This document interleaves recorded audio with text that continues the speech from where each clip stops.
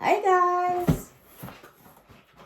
Mag-unboxing tayo! Dumating na ang aking order! Inya!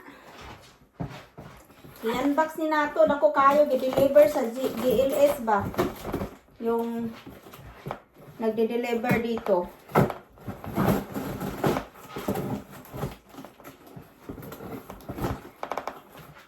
Dako ako ning ilang lagayan ba kay kuan man ni. Gamay ra man ning akong order pero ang lagayan nila bongga-bonggang kaperte kadako.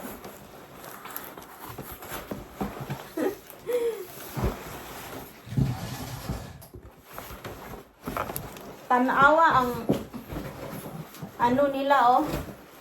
Daghang plastic. Yan oh. Saran. Dito ba? Ganda, ha? Super dami niyang plastic, guys. Kasi nga, pinoprotektahan nila yung laman para hindi siya mabasag. Ayan. Ito na ang ating in-order na, ano na siya? Plato ni na Royal Copenhagen. Ayan. Buksan natin para makita nyo ang itsura.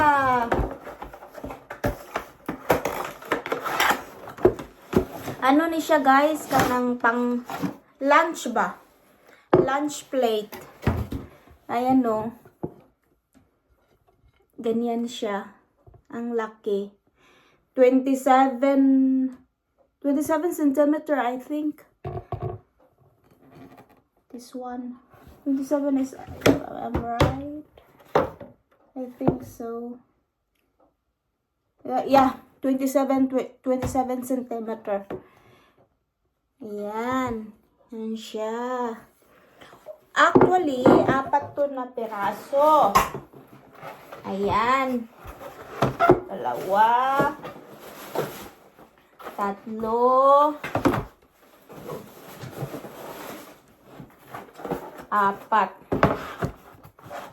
Ito, 4 na piraso na Royal Copenhagen plate. Unya, ito, bumili din ako ng partner niyan na tasa dahil mahilig ako sa kape. Mahilig ko kasi sa kape. Kaya, ayan. Pwede ba ako ito na yung tasa niya. Ay, yung cross ba? Mug. Coffee cup. Ayan. Ay, naku. Ganda pala niya. Maganda pala ang design niya. Ito siya. Yan yung mug niya. Ang hilig-hilig ko sa mug kasi, mahilig kasi ako sa kape. Kaya bumili ako ng ganito. 4 na piraso ang binili ko. Ayan.